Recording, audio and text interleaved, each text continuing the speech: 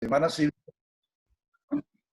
del Campus San José del Instituto Tecnológico de Costa Rica.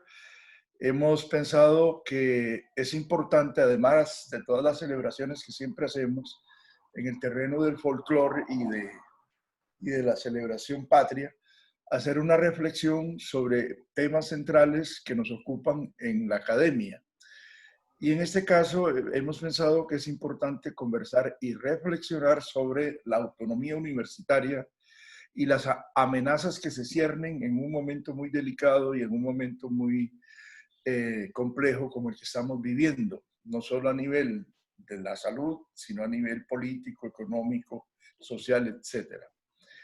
Y para ello hemos invitado al profesor Roberto Fragomeno, quien es profesor nuestro en el Tecnológico, en la Escuela de Ciencias Sociales, y también es profesor en la Universidad de Costa Rica, en la Escuela de Filosofía. Roberto Fragomeno es filósofo de profesión, tiene una producción académica bastante importante que no podemos ahorita enumerar por razones de tiempo, pero sí podemos decir que es uno de los intelectuales y académicos que más se ha preocupado en los últimos años por analizar, reflexionar e intervenir con respecto a las amenazas a la universidad pública y sobre todo a la autonomía universitaria costarricense. Roberto, siendo de origen argentino, es costarricense por derecho propio, tiene muchos años de convivir con nosotros, ha sido profesor también en la sede regional San Carlos, profesor en Cartago, y ahora lo tenemos aquí presente para compartir este conversatorio, que hemos querido que sea un conversatorio, no exactamente una charla magistral, sino que dentro de breves momentos le cederé la palabra a Roberto. Él va a hacer una suerte de introducción acerca de lo que él piensa que es el centro del problema que vamos a tratar, y luego vamos a cederle la palabra a quienes gusten y que pueden hacer sus preguntas vía chat, y por aquí las asumimos, o podría plantearlas verbalmente también. Les vamos a rogar que por razones de técnicas mantengan su micrófono apagado y solamente lo utilicemos cuando queramos o cuando podamos intervenir. Quiero agradecerle a nuestro compañero Pablo Campos, Juan Pablo Campos, que es como el moderador técnico y tecnológico de este Zoom, de esta comunicación tecnológica en este momento. Muy bien, sin más preámbulo, le cedo la palabra al colega, compañero y amigo Roberto Fragomeno para que iniciemos este conversatorio sobre autonomía universitaria y amenazas sobre ella. Buenas tardes, Roberto. Buenas tardes a todos y a todas. Muchas gracias por estar aquí presentes para conversar de este tema tan importante. Y un agradecimiento especial entonces a la Unidad de Cultura y Deportes del Centro Académico San José, del Instituto Tecnológico de Costa Rica. Y muchas gracias particularmente a Adriano por su generosa presentación. Entonces, como él mismo lo decía, vamos a ver si podemos tener un conversatorio sobre esta cuestión. Yo voy a plantear dos núcleos, por decirlo así, especulativos, teóricos, y podemos hablar después sobre cualquiera de los dos. El primero al que me voy a referir es propiamente qué entendemos por autonomía universitaria y qué significa en términos administrativos, económicos y políticos y pedagógicos la autonomía universitaria. Trataré de ser breve.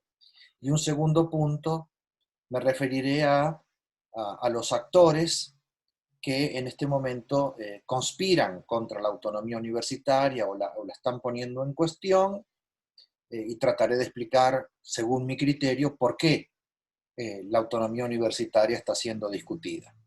Bueno, en primer lugar, entonces, si esto fuese una conferencia formal, bueno, yo debería referirme a la historia de la autonomía universitaria, que se remonta al medioevo. En el medioevo, cuando en algunos centros de estudio, algunos príncipes, reyes, de pequeños reinos, eh, empezaron a formular la idea de autonomía universitaria para detener la injerencia papal del Vaticano, la injerencia de la Iglesia Católica en algunos centros de estudio. Formó parte de un debate clásico del medioevo entre hasta dónde llegaba el poder de los príncipes y hasta dónde llegaba el poder del Papa. Un clásico problema medieval que atravesó la filosofía, la teología y obviamente el orden político. No me voy a referir entonces mucho a eso, pero hay una historia extensa de la autonomía universitaria. Pero sí hay un hecho histórico el cual no podemos eludir si vamos a hablar de autonomía universitaria en Costa Rica y con motivo de la celebración ya casi bicentenaria de la independencia nacional, que es la reforma universitaria de la ciudad argentina de Córdoba en 1918. No, es complejo el asunto, hay muchos documentos que hablan de eso. Voy a referirme solamente a 2 puntos que se instalaron en la reforma universitaria de la ciudad argentina de Córdoba, que son los siguientes. El primero, la educación como un derecho, primaria, secundaria y universitaria. La cuestión de la aparición en América Latina de la educación como un derecho. Voy a referirme más adelante a esta cuestión porque hoy está siendo, valga la redundancia, cuestionada la idea de que la educación es un derecho. Y en segundo lugar, la reforma universitaria de Córdoba puso sobre la mesa, instaló la idea de que todo proyecto universitario, en sus aspectos administrativos, económicos y pedagógicos, debe estar incrustado en un modelo de país. Dejó de ser la reunión de sabios, intelectuales, estudiosos, abstraídos del mundo, para que la universidad sea la acompañante de un modelo de sociedad. Y eso quedó resumido en primera instancia en el vocablo autonomía. Autonomía quiere decir entonces derecho, un derecho de la sociedad a estudiar, el derecho a estudiar, y un modelo de universidad vinculado a un modelo de país, situada, una universidad situada en las coordenadas geoculturales, geopolíticas, idiosincrásicas de cada país. Eso trajo la reforma universitaria de Córdoba y la universidad, y hay que mencionarlo, porque la universidad costarricense, la universidad pública costarricense, nació y se siente hasta el día de hoy heredera de esa reforma universitaria. Hay muchísimos documentos costarricenses donde se hace mención a la reforma universitaria de Córdoba y al modelo de universidad latinoamericana. En muchos textos, inclusive europeos o de habla inglesa, se habla del modelo de universidad latinoamericana surgido de la reforma de Córdoba. Y la universidad costarricense, reitero, se siente hija heredera de esa universidad. Entonces, ahí hay un asunto importante en cuanto a la historia, ¿no? El sentido de pertenencia de la Universidad Costarricense. La Universidad Costarricense se unió a este proyecto de la reforma de Córdoba de 1918 y la universidad se piensa a sí misma como una herramienta indispensable para un proyecto político progresista de modernización, para una economía nacional en expansión y la educación como palanca, si me permiten, de la movilidad social, ¿no? Entonces tenemos un proyecto de democracia, garantías jurídicas, autonomía, humanismo, también elementos profesionalistas. Una economía en expansión necesita profesionales. Entonces la Universidad Costarricense nace amparada en esto, ¿no? Es la universidad de un modelo de país, ¿sí? Está en sintonía con un modelo de país, quiere estar en sintonía con un modelo de país. Dicho esto, ¿qué entendemos entonces? ¿Cómo se fue consolidando esto? En el caso costarricense, y de un modo mucho más radical que la reforma argentina, Costa Rica consigue algo que los argentinos no consiguen hasta el día de hoy. Costa Rica consigue que ese modelo de universidad esté blindado, garantizado como artículo constitucional. Realmente este aspecto, yo quiero decirles que los costarricenses deben tenerlo muy presente, porque no hay países donde la autonomía universitaria goce del amparo de la Constitución Nacional. Y en Costa Rica, como ustedes saben entonces, hay dos artículos que garantizan la autonomía y el financiamiento de la universidad, que son los artículos 84 y 85 de la Constitución. Eh, Dicho esto, por autonomía universitaria, entonces tenemos en Costa Rica una protección por la garantía constitucional, hoy en duda, y tenemos y entendemos cuatro elementos. En primer lugar, el aspecto más importante de la autonomía, que es la autonomía académica, administrativa y económica de la universidad. Este es sin duda lo que todo el mundo conoce, todo el mundo reitera, por autonomía universitaria. En este primer principio está contenida la libertad de cátedra. ¿Sí? La libertad de cátedra es un componente muy importante, claro está, de la autonomía académica. Y repito, hay administrativa y económica. En segundo lugar, por autonomía universitaria se entiende, esto es muy hijo de la reforma de Córdoba, el cogobierno. La universidad es una gestión, es un cogobierno, ¿no? Asegurando la representación de todos los sectores, docentes, administrativos y estudiantes. Y en algunas universidades latinoamericanas también los graduados tienen una representación en el gobierno universitario. En Costa Rica no, ¿verdad? Pero hay representación de otros sectores sociales, ¿no? Por ello, lo propio del gobierno universitario, lo que se acomoda a la autonomía universitaria como forma de gobierno, es el diseño parlamentario, ¿sí? Representado en los consejos universitarios o consejos institucionales, adquieren distintos nombres, pero es el parlamento universitario, la figura más importante del gobierno universitario. En tercer lugar, la responsabilidad del Estado en asegurar el financiamiento adecuado de todo el sistema educativo, incluyendo el universitario. Aquí también Costa Rica ha demostrado estar a la vanguardia porque ese financiamiento adecuado y proporcionado por el Estado tiene garantía constitucional en uno de los artículos de la Constitución. Y eso no vayan a pensar que es usual, es muy original y muy, ¿no? Toda una declaración de principios y de la potencia de la Universidad Pública Costarricense para instalarse al interior de la Constitución política. Y el último punto, que también corresponde a la autonomía universitaria, es la autoevaluación permanente y la rendición de cuentas.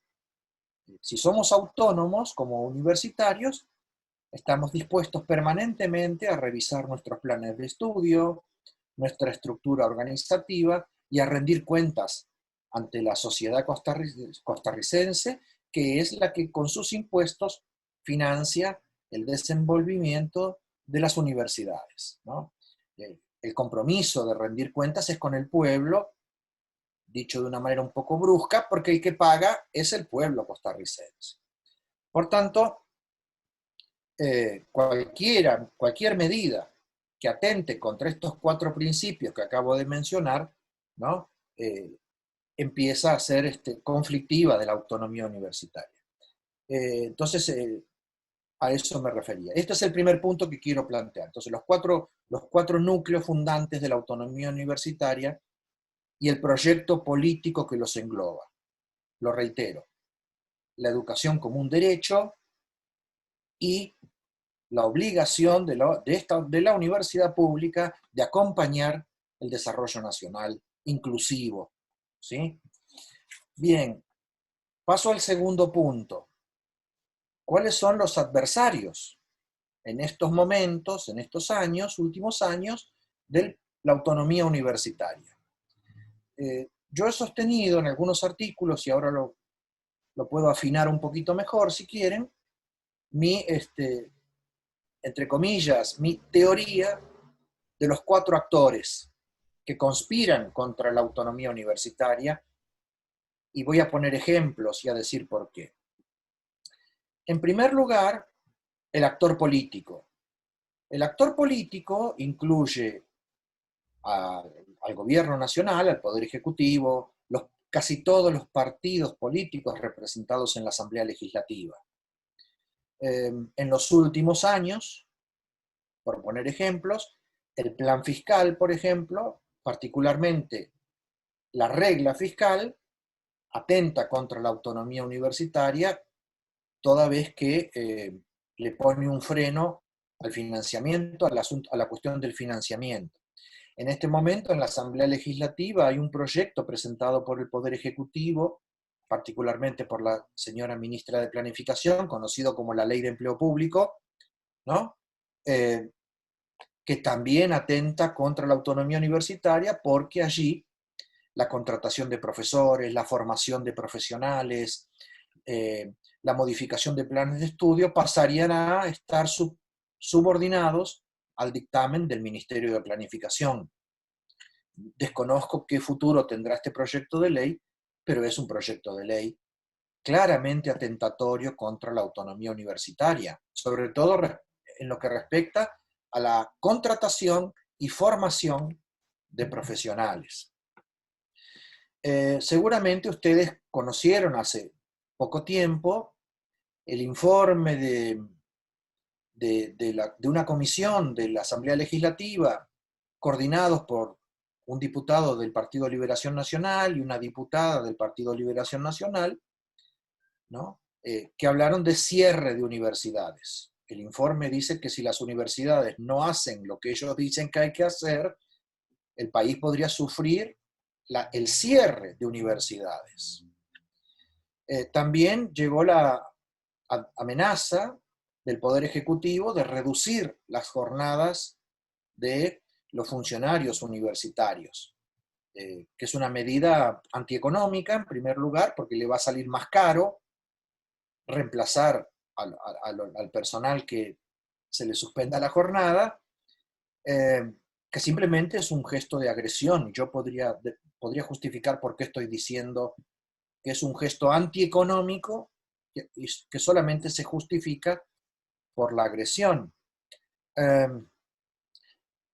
El proyecto de varios diputados del Partido de Liberación Nacional para modificar el artículo constitucional que garantiza la autonomía y agregarle una línea que diga que la autonomía universitaria y la obligación del Estado de financiar la universidad quedará supeditada a la situación fiscal del Estado. Eso ya está preanunciado en el plan fiscal, en la regla fiscal, pero como no parece suficiente, hay un sector de la Asamblea Legislativa que propone una modificación del artículo de la Constitución. Creo que esta idea ha retrocedido, no hay consenso, pero la idea está ahí, ¿no? Que la autonomía quede supeditada a la situación fiscal. Ya el plan fiscal sostiene de que si la deuda supera el 60% del presupuesto, entonces todo queda congelado. Y la deuda ya superó eso hace tiempo. Bien, ese es el actor político. El segundo actor es el actor económico. El actor económico, fundamentalmente, las grandes corporaciones empresariales de América Latina y del país en particular, quieren apropiarse de la universidad porque, como es casi obvio, los sectores más dinámicos del capitalismo contemporáneo están asociados a eso que en otros lugares se llama economía del conocimiento. ¿Y quiénes son las instituciones en Costa Rica que producen la mayor cantidad de conocimiento y el mejor conocimiento? La respuesta es obvia: las universidades públicas. Apropiarse de la universidad pública es apropiarse de las fuentes productoras de conocimiento. Y el conocimiento, como todo el mundo sabe, es valor agregado. Entonces, si la economía del futuro es la economía del conocimiento, la universidad está en la mira, ¿no?, de intereses, de poderosos intereses. En segundo lugar, hay un problema demográfico en Costa Rica. A saber, ya se siente desde hace unos cuantos años eh, el peso de la reducción de la tasa de natalidad en el país. Por lo tanto, durante muchos años, la universidad pública y las universidades privadas se repartían, por decirlo así, la cantidad de estudiantes. Los jóvenes iban a la pública o a la privada. Pero ya empieza a sentirse que se ha reducido la cantidad de jóvenes en el país y entonces controlar el crecimiento demográfico de las universidades públicas para favorecer que esos estudiantes vayan a las universidades privadas. ¿Por qué digo esto? Bueno, otra vez, en el plan fiscal, las universidades privadas fueron exoneradas del pago de ciertos impuestos. Entonces, es un ejemplo, es una prueba de cómo se las está favoreciendo, y mientras las universidades públicas no crezcan, o crezcan muy poco el número de estudiantes, esos estudiantes no tendrán más alternativa que ir a las universidades privadas, por el asunto, repito, del estancamiento, entre comillas, demográfico del país. En tercer lugar, el actor económico presiona, los actores económicos presionan en un tema que señalé al comienzo de esta presentación, a saber, y que es ¿cómo decirlo?, el núcleo de la batalla cultural y política. Los actores económicos sostienen desde hace ya unos cuantos años, nacionales e internacionales, que la educación es una mercancía. En términos de la Organización Mundial de Comercio, un bien transable. Un bien transable es una mercancía. En algunos lugares se usa el vocabulario de tipo: la educación es un bien público, la universidad produce un bien público. Pero si ustedes se detienen, ninguno dice que la educación es un derecho. La palabra derecho parece haber desaparecido del vocabulario. Entonces la educación es o un bien transable, es decir, una mercancía casi reducida al mismo nivel que un par de zapatos, ¿no?, que se compra y se vende, o en el mejor de los casos es un bien público, pero ha perdido el carácter de derecho, ¿no? Entonces el actor económico ¿no?, presiona para que nadie diga ya más que la educación es un derecho, ¿no? Entonces tenemos educación como mercancía versus educación como derecho, si pudiera yo sintetizar los dos contendientes de la batalla actual por la autonomía. En tercer lugar, el actor mediático, los grandes medios de comunicación, que son los grandes medios de comunicación de los intereses de las grandes empresas, atacan desde el lenguaje. Entonces, desde hace mucho tiempo, cuando yo llegué al país, los profesores, los funcionarios universitarios gozaban de altísimo prestigio. En cambio ahora, ¿no?, son privilegiados, irresponsables, ¿sí? El actor mediático ha producido un cambio en la percepción social acerca de maestros, profesores, a partir del uso del lenguaje, ¿sí? La palabra, por ejemplo, privilegio, de que los profesores universitarios y los funcionarios públicos en general somos privilegiados, aunque nadie sabe bien cuál es el privilegio, ha hecho bajar la consideración de los universitarios y de los educadores en general frente al resto de la opinión pública. El actor mediático es muy importante. Baste recordar aquí a Sigmund Freud cuando dijo que si primero cedemos en las palabras, vamos a terminar cediendo sobre las cosas.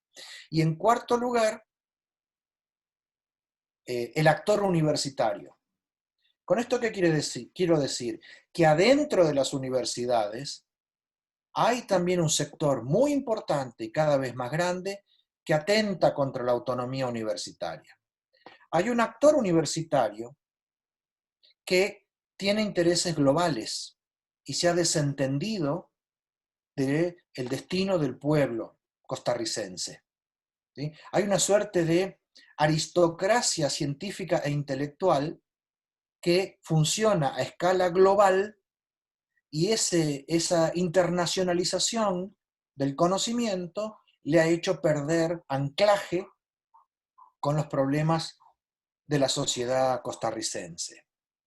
Hay en las universidades públicas sectores vinculados con los negocios, por ejemplo, los agronegocios. ¿Sí? Hay un apoyo de muchos universitarios a las políticas neoliberales. Esto lo pudimos ver con toda claridad en el apoyo al plan fiscal. Los rectores de los últimos años, los sindicatos de las universidades, las asociaciones de estudiantes, en particular la de la Universidad Nacional y la del Instituto Tecnológico. Cierto feminismo apoyó el plan fiscal, ¿sí? Y entonces, el actor universitario también está erosionando la autonomía universitaria. Repito, porque se ha divorciado de los intereses populares. Voy a poner otro ejemplo. Se ha cargado con un impuesto a la canasta básica, después se modificó la canasta básica en detrimento de los intereses de los más pobres del país y las universidades guardaron silencio. ¿Sí? Y por último, quiero señalar otro ejemplo de esta complicidad con el gobierno y el proyecto neoliberal en la última negociación del FES. La última negociación del FES, los rectores le permitieron al Poder Ejecutivo incumplir con el artículo 85 de la Constitución y diferir para dentro de 6 meses u 8 meses la consolidación del presupuesto. Esto es particularmente grave contra la autonomía universitaria, porque los derechos constitucionales y las obligaciones constitucionales no se pueden diferir. No se pueden diferir. La Constitución se cambia o se cumple, pero no se viola. Sin embargo, se ha diferido una obligación constitucional por parte del Poder Ejecutivo y un derecho constitucional de las universidades. Y esto con el beneplácito del Consejo Nacional de Rectores y de buena parte de la comunidad, de las comunidades universitarias. Entonces, también necesitamos un debate profundo acerca de qué ha pasado al interior de las universidades para que nos convirtamos también en un actor que está horadando la propia autonomía universitaria. Yo, si les parece bien, quisiera dejarlo aquí, ¿no? Y ver si podemos discutir algo, lo que a ustedes les parezca mejor. Espero haber cumplido con este resumen las cuestiones que creo más importantes de este debate. Adriano tiene el micrófono apagado. Muchas gracias, Roberto, por este resumen, por este preámbulo tan importante sobre la autonomía universitaria. En ese momento cae un aguacero sobre mi casa espantosamente fuerte y ofrezco disculpas si hay problemas de audio porque realmente es una tormenta. Bueno, abrimos la palabra para los participantes, ya sea que los que gusten hacer alguna pregunta a Roberto Fragomeno o hacer un comentario, pero sí les vamos a pedir que seamos ejecutivos, que seamos puntuales y que tengamos la pregunta o el comentario bastante eh, resumido para que no nos extendamos mucho, porque somos bastantes y yo supongo que vamos a participar bastantes. De tal modo que abro la posibilidad de ceder la palabra. Si alguno de ustedes tiene alguna pregunta, puede hacerlo. Es un poco incómodo la mecánica aquí. Puede hacerlo abriendo el micrófono y planteando la pregunta. Y si no, también pueden utilizar el chat y yo voy a ir administrando esas preguntas para hacérselas llegar al profesor Fragomeno. De tal manera que abro el debate. No sé si alguien tiene alguna pregunta. Hola, hola Adriano, me encantaría participar. Sí, señor, adelante, don Hola, Ronnie. un saludo para todos, para usted, don Roberto, ¿qué tal? Le conocí aquí en San Carlos cuando éramos la sede regional San Carlos, ahora campus tecnológico local. Don Roberto, gracias por su intervención. Estoy de candidato justamente como representante de los campus y centros académicos al Consejo Institucional y la autonomía está en uno de los ejes de trabajo de mi diario. Yo ahí propongo la creación de un organismo, un órgano más bien especializado en el estudio, la conceptualización y la concepción de una estrategia de autonomía en el TEC. Quisiera saber si usted tiene conocimiento de organizaciones o más bien de órganos similares y qué le parece este tipo de proceder. Bueno, no tengo conocimiento de que en las universidades haya, ¿cómo decirlo? Sí, no sé qué palabra usar, oficinas, lugares específicos que estén siguiendo, monitoreando esta cuestión. Sí lo considero, ¿por qué? Porque eh, nunca habíamos recibido tantos ataques a la autonomía universitaria, don Ronnie, como en estos últimos años. Entonces, lo que yo podría decir es que sí lo considero necesario, una suerte de observatorio, de seguimiento detallado de dónde se están produciendo estos ataques, en el actor político, económico, en el actor mediático o inclusive adentro de las universidades. Y en segundo lugar, entonces sí, yo lo vería como necesario, pero, don Ronnie, lamentablemente necesario.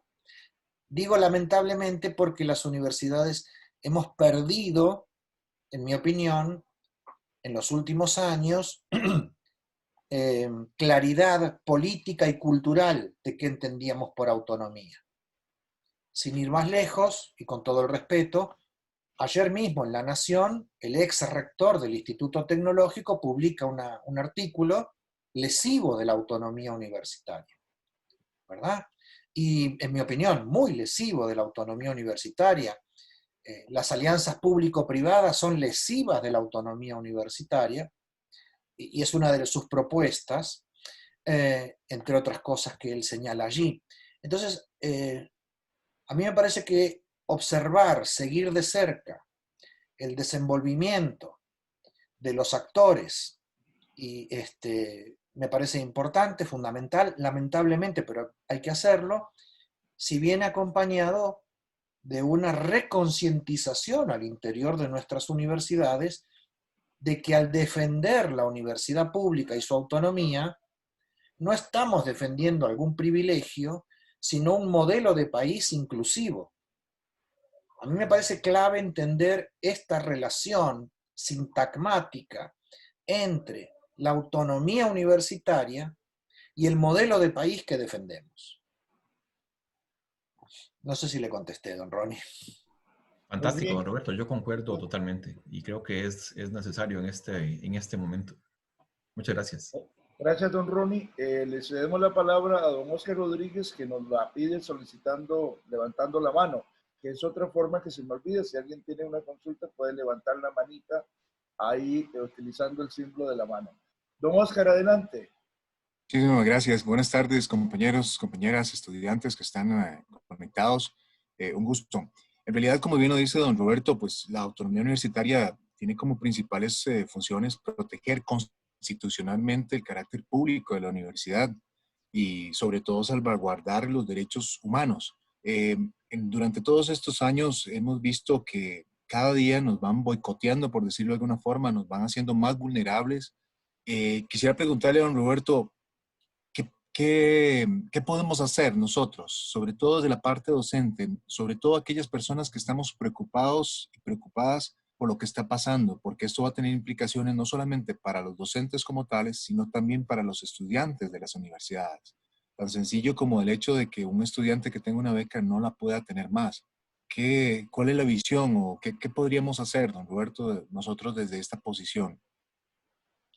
Muchas gracias. Bueno, gracias, Oscar.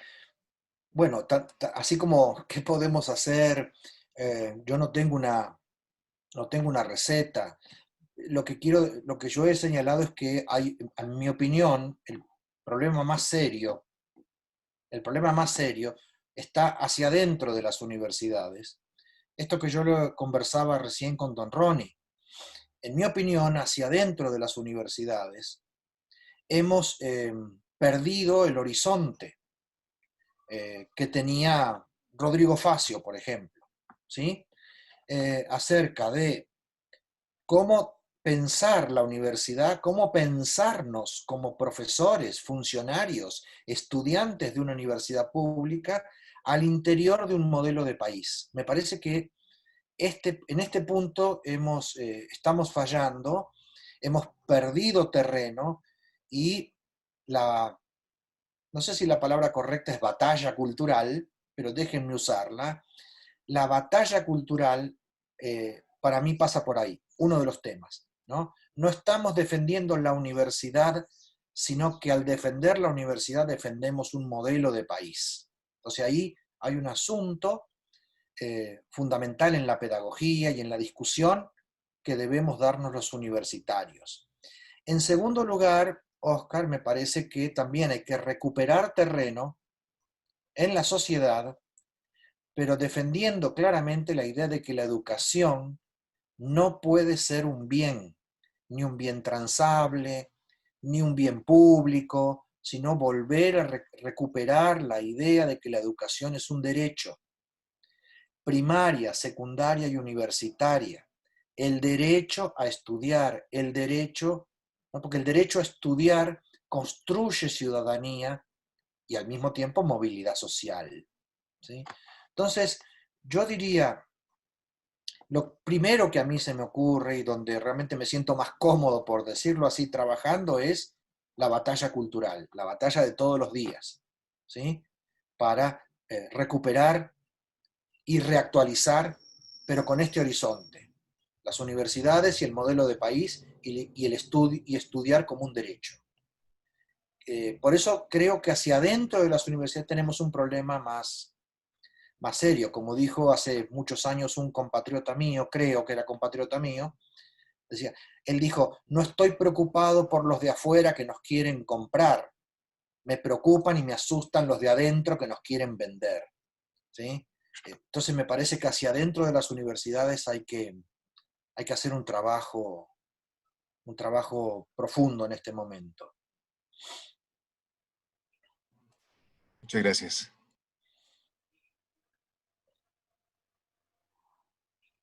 Está apagado el micrófono, Adriano, suyo. Gracias, don Oscar, gracias. Disculpen. No sé si alguien más quiere usar la palabra, preguntar, consultar. Por favor, me lo indican.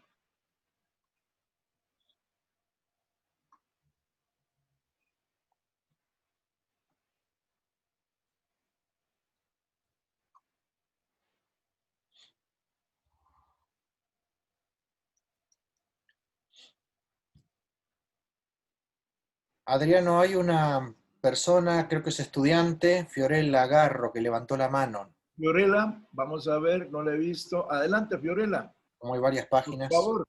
Hola, Hola. ¿cómo está? Bien, gracias. Adelante.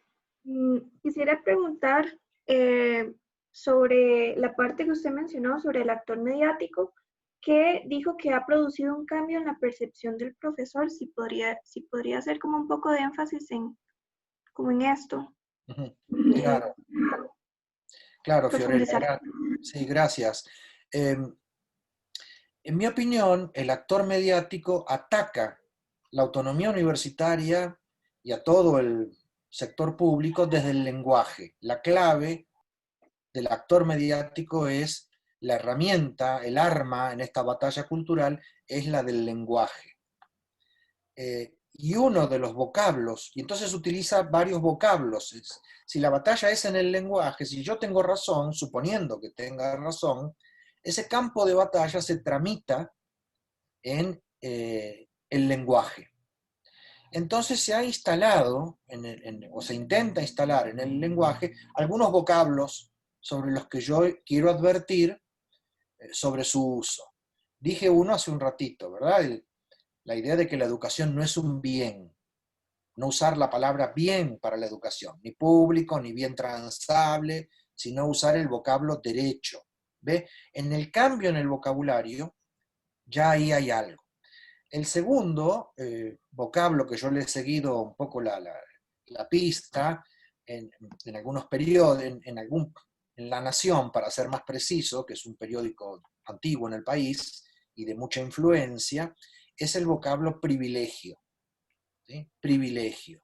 Supuestamente los empleados públicos y los funcionarios universitarios en particular gozamos de algunos privilegios. Entonces, fíjese usted, Fiorella, qué interesante. Lo que antiguamente eran derechos laborales, ahora pasan a ser privilegios. Esto también yo lo escuché en el Instituto Tecnológico. Escuché una vez a un profesor decir que el Instituto Tecnológico era un paraíso laboral. Entonces ya dejó de hablar de derechos laborales, sino que estábamos trabajando en un paraíso laboral. Ese cambio en el vocabulario a mí me parece particularmente importante a la hora de reivindicar la posición de la autonomía universitaria. Entonces, repito, lo que antes era un derecho laboral, ahora es un privilegio. Supongamos que, ¿no? Como está comprobado, los funcionarios públicos, al mismo nivel de educación y de responsabilidad, tenemos un salario aproximadamente un 30% superior al de un funcionario que trabaja en una empresa privada. Pero en lugar de pensar que la empresa privada no paga buenos salarios en el país, el lenguaje hace que la gente vea lo contrario, que las universidades tienen salarios excesivos. Entonces no se trata de que otros estén mejor, sino de que algunos estén peor, ¿verdad? Estos cambios en la percepción son tramitados, Fiorella, por el lenguaje. No importa si tienen razón o no en lo objetivo. Eso no importa, porque la percepción social no tiene que estar afincada en datos objetivos, pero lo que resulta objetivo son las consecuencias, ¿sí? Son las consecuencias de la percepción social, ¿no? Entonces, ahí hay un asunto que hay que prestarle también mucha atención. Yo hablaba con don Ronnie recién, si se va a hacer una especie de observatorio de la autonomía universitaria, uno de los aspectos más importantes es cuidar el lenguaje, porque detrás del lenguaje hay cosas materiales, derechos, posibilidades, oportunidades. Le voy a poner otro ejemplo, Fiorella, no particularmente referido a la autonomía universitaria, pero sí referido, por ejemplo, a la cuestión de los pobres. Hay tradiciones religiosas o políticas que los pobres son víctimas de alguna injusticia, por eso son pobres. Sin embargo, hay otras tradiciones religiosas y políticas donde los pobres son culpables de su condición. Es un debate muy interesante, ¿verdad? Los pobres son pobres porque tomaron malas decisiones, porque tienen algún defecto en su personalidad y entonces son culpables de su pobreza, o los pobres son el efecto de la injusticia social. Podemos conversar un rato sobre esta cuestión. Lo que sí podemos estar seguros es que si los pobres son víctimas de la injusticia o los pobres son culpables de su condición, de estas dos posiciones se derivan políticas distintas, consecuencias distintas. No sé si me explico y no sé si le contesté. Sí, muchas gracias. Gracias a vos, Fiorella. No sé si alguien más desea participar, consultar, preguntar. Estamos abiertos. No veo manos. Aquí sí, María, la profesora María Peláez María, levantó la mano. adelante, por favor. Y hay otra persona más, pero no sé quién es. Don Mario Alfaro. Don Mario. Muy buenas tardes. Primero que nada, profesor Fragomeno, de verdad, qué gusto escucharlo y muchas gracias por obviamente su trabajo en levantar o hacer conciencia en medio de nosotros que estamos participando de este foro. A mí me preocupa mucho como profesora en Derecho, efectivamente, que mis estudiantes no conocen, no entienden, no saben qué es la autonomía universitaria. Cuando yo llego a una área y le preguntan a los muchachos qué saben, qué es, no saben, no entienden. Y la universidad hace los esfuerzos, digamos, tienen un curso de formación humanística en el que se les enseña acerca de la autonomía universitaria, pero la mayor parte de nuestra población estudiantil desconoce la importancia y la relevancia que tiene en la vida universitaria de nuestro país la autonomía. Entonces, yo realmente llamo a todos a que nos interesemos en estos temas y a defender nuestra autonomía, porque también qué difícil defender algo que no conocemos. Pero claro, esta historia, como usted nos la presenta, yo creo que cala y hace que se genere mayor conciencia, al menos entre nosotros, y que esta conciencia en la que caemos hoy la podamos seguir repitiendo y que verdaderamente el proceso sea formador, tanto como dice usted, para los que estamos adentro, como la gente que está fuera de nuestra universidad. A mí me preocupó muchísimo ese informe del FES y yo me preguntaba cuántos de los diputados y diputadas nacionales realmente fueron formados en una universidad pública. Y entonces salieron los reportajes del semanario, universidad, y la verdad nos mostraban que eran muy pocos. Entonces, a esto que yo voy, yo como extranjera, yo me doy cuenta y valoro obviamente la movilidad social que se gesta en este país, especialmente a través de la educación pública. Pero tal vez los mismos nacionales, los costarricenses, no nos damos cuenta a veces de esa importancia y ese valor que tiene y lo que tenemos que defender y en este momento que está tan peligrando por tantos lados. Así que nuevamente simplemente le agradezco, profesor, y ojalá que tengamos muchos conversatorios más de esta naturaleza para seguir formando tanto al personal de la universidad como a nuestros estudiantes. Muchas gracias. Gracias, María Carolina. Yo lo que puedo decir ahí, volver a insistir, porque yo puse como uno de los actores que atacan la autonomía universitaria al actor universitario. Y creo que no me estaba contradiciendo, precisamente porque he notado lo mismo que usted, un descuido interesado de lo que usted verifica, que nos hemos olvidado, hemos perdido el rumbo acerca de qué entendemos por autonomía universitaria y su vínculo con el modelo de país. En los últimos años ha sido patente, claro, nítido ese descuido. Nos descuidamos de la autonomía universitaria hacia adentro y de los intereses populares hacia afuera. Y entonces yo lo que se me ocurre es que debemos recomponer ese tejido que entienda que autonomía universitaria e intereses populares del pueblo costarricense van de la mano. Gracias, doña María. Don Mario Alfaro, bienvenido, gracias. Tiene la palabra. Tiene el micrófono apagado, don Mario. Don Mario tiene el micrófono apagado. Ya.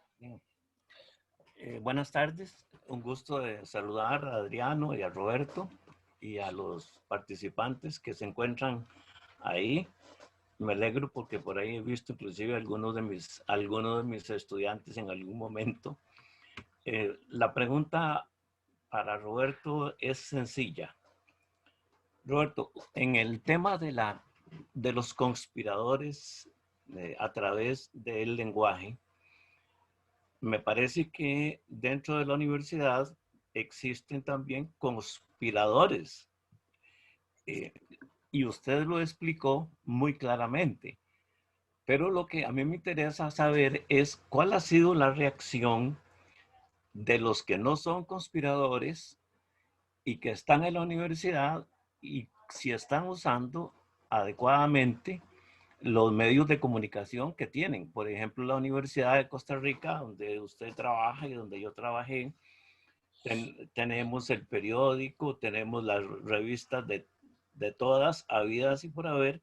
¿Y cómo podría medirse en términos cuantitativos esa defensa de la que se puede hacer de la universidad gracias a la utilización de esos medios? Esa es mi pregunta. Gracias. Sí, gracias, don Mario. Un gusto saludarlo.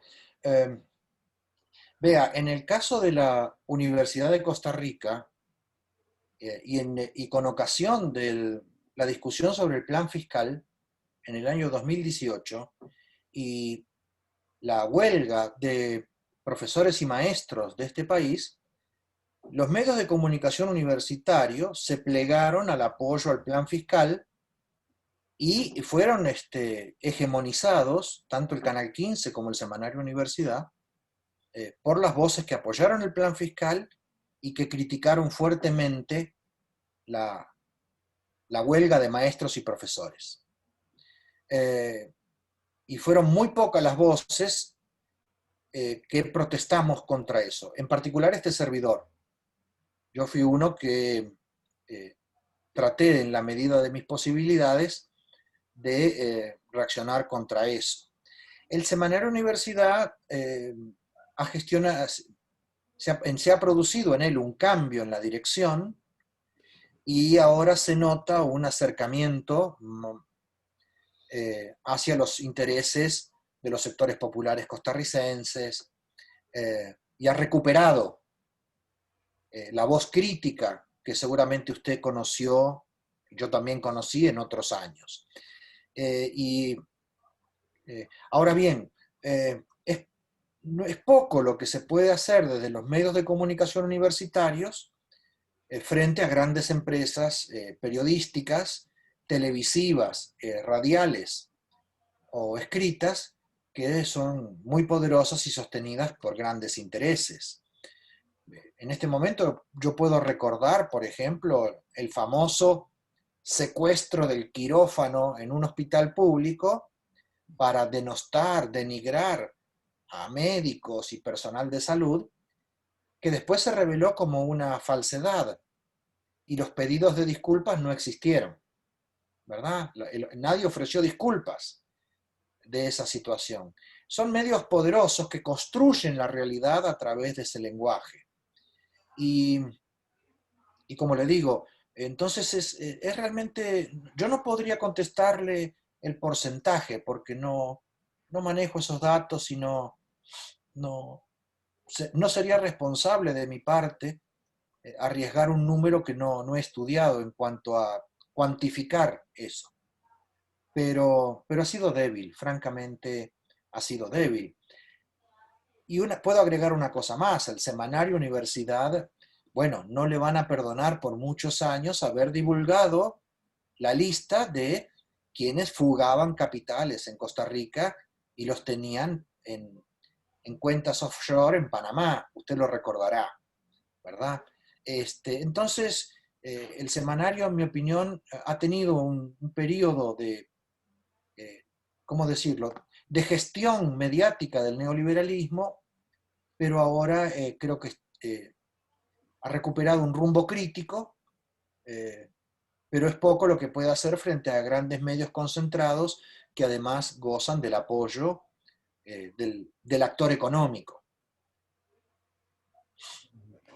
Muchas gracias, Roberto, por la respuesta. Bueno, yo no te preguntaba por cantidades, sino por cualidades. Con la respuesta tuya de que son muy pocos, ya se dice todo.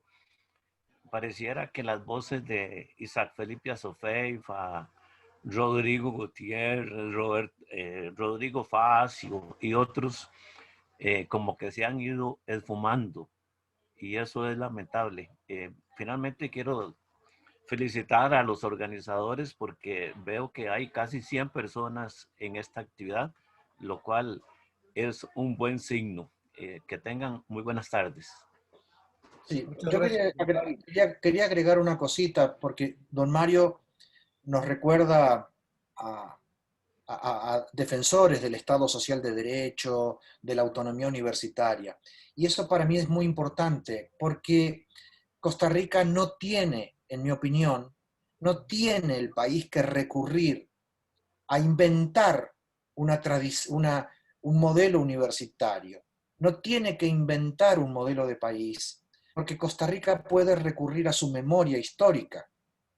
Eso es una ventaja que este país tiene respecto de otros, ¿sí? El país tiene pasado en cuanto a proyectos de igualdad social, de movilidad social, tiene pasado en un sistema educativo que fue expansivo, incluyente y democrático. Tiene pasado cuando se dice el Estado social de derecho. A mí me parece que eso podría ser también una de las tareas de la batalla cultural. Recuperar, repensar el pasado del país, porque no hay nada que, en ese aspecto que traer de otro lado como si fuese una novedad absoluta. El país tiene en ese aspecto una buena historia que no debe perder como memoria del país. Muy bien, no sé si hay alguien más en el uso de la palabra, pero me le he asignado yo.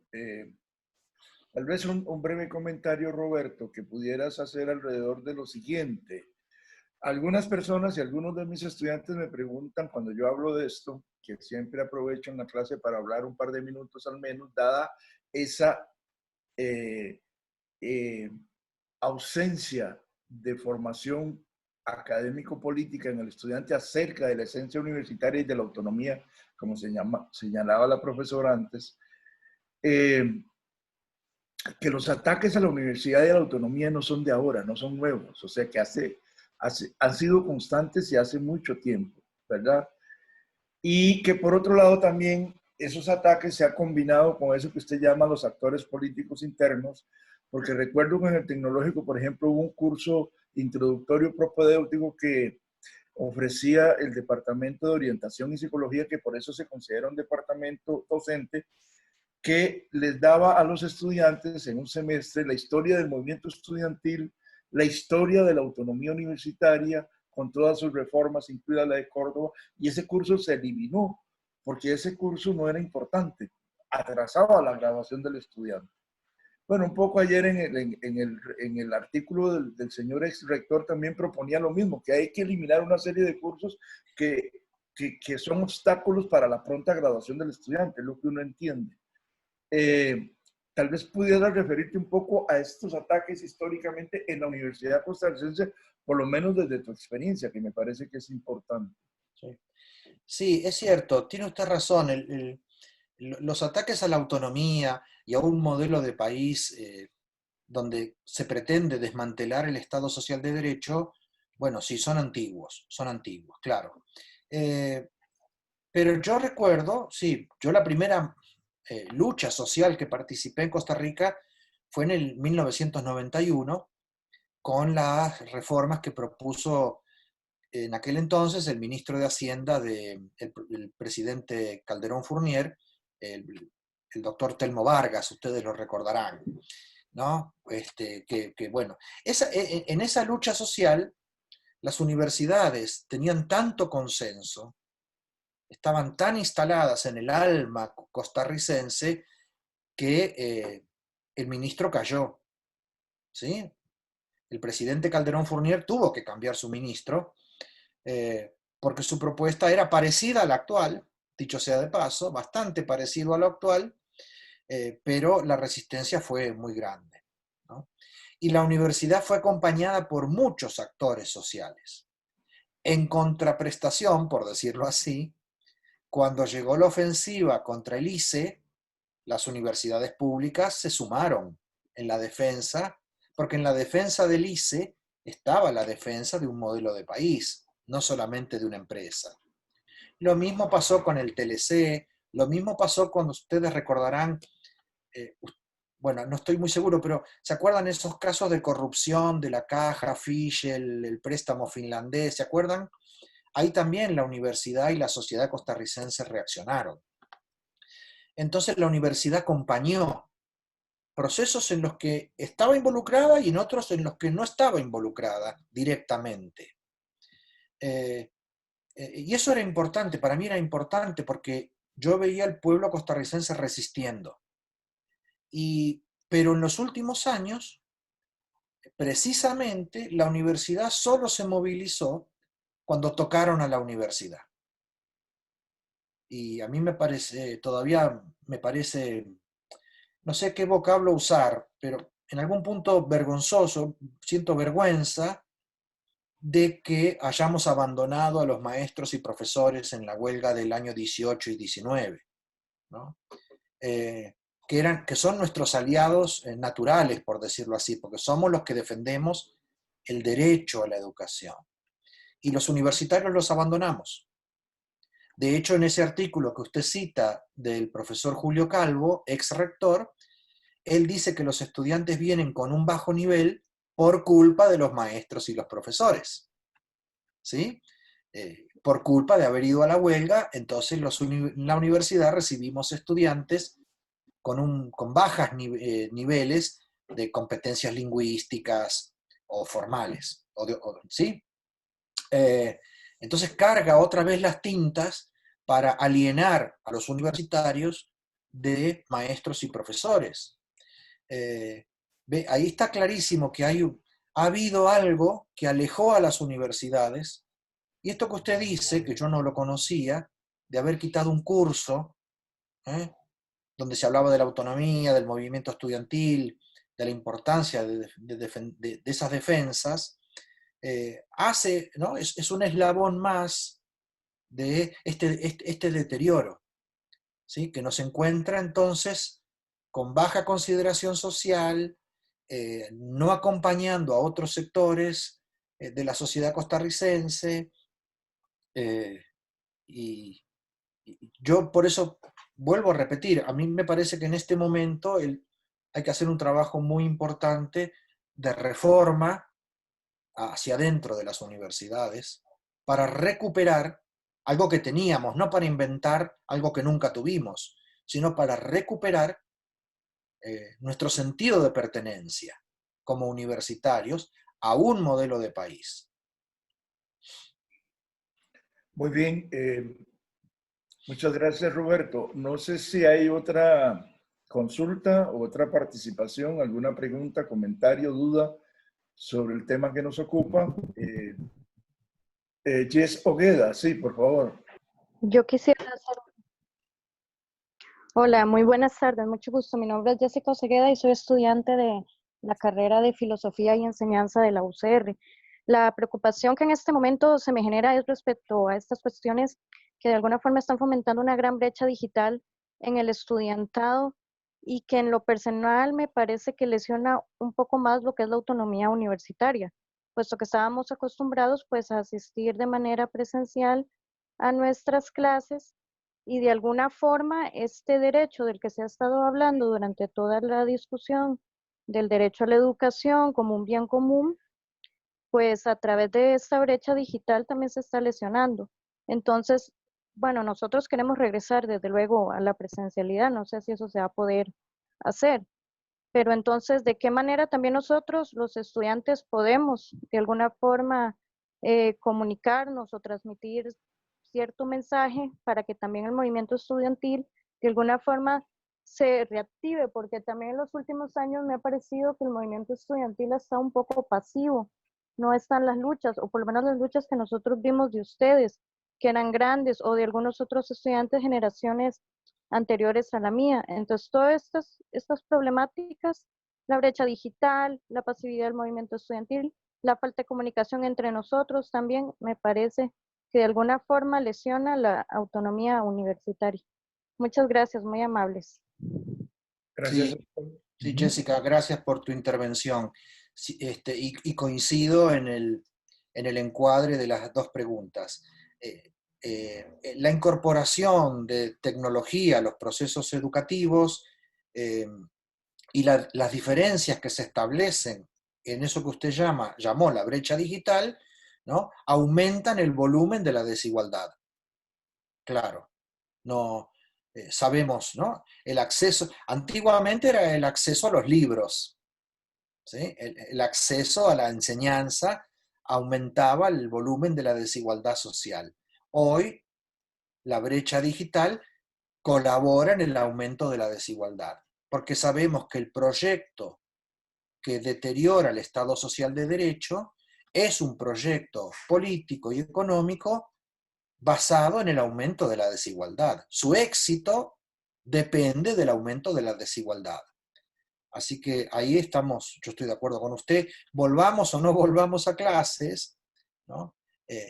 La incorporación a la red, por eso también es la lucha del ICE, ¿no es cierto? El desmembramiento lento del Instituto Costarricense de Electricidad, porque es proveedor precisamente de el ancho de banda necesario para la economía del conocimiento.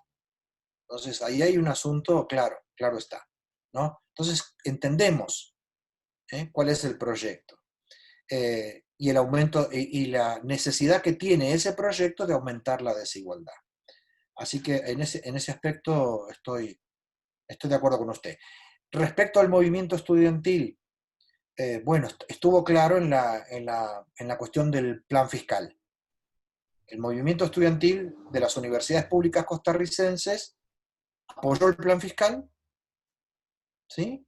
A sabiendas que era lesivo para los intereses económicos y de la autonomía universitaria, aún así lo apoyaron, y hubo estudiantes de asociaciones estudiantiles que en la Asamblea Legislativa manifestaron su acuerdo en una eventual reducción del salario de profesores, ¿verdad? Cuando en cualquier otra universidad del mundo los estudiantes quieren tener los mejores profesores y bien pagados esos profesores para que se les pueda exigir que estén bien capacitados. Aquí se dio esa situación, es así, inédita en la historia de Costa Rica, de que estudiantes estuviesen de acuerdo en que a funcionarios universitarios se les disminuyera el salario. Y entonces sí, yo también considero que yo fui dirigente estudiantil hace muchos años y considero que también el movimiento estudiantil necesita repensarse, ¿no? En función de sus mejores tradiciones.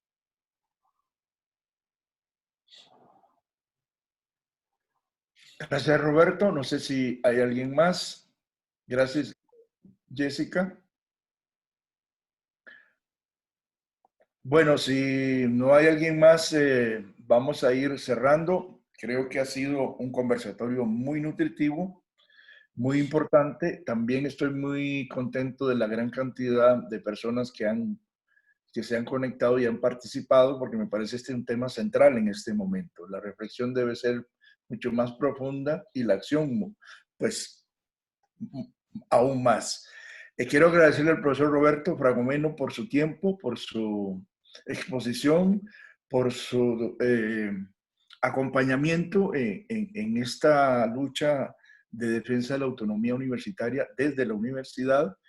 Ese es nuestro compromiso también. Y quiero agradecerle al compañero Juan Pablo Campos, por habernos acompañado tecnológicamente. Muchas personas me han preguntado que si vamos a subir. Sí, esta charla ha sido grabada. Vamos a intentar subirla al TEC Digital, pero también vamos a intentar compartirla en otros sitios y redes para que otras personas que no han estado esta tarde puedan tener acceso a esta conversación. Les agradezco mucho, muy amables. Buenas tardes, muchas gracias. Gracias a ustedes por la invitación.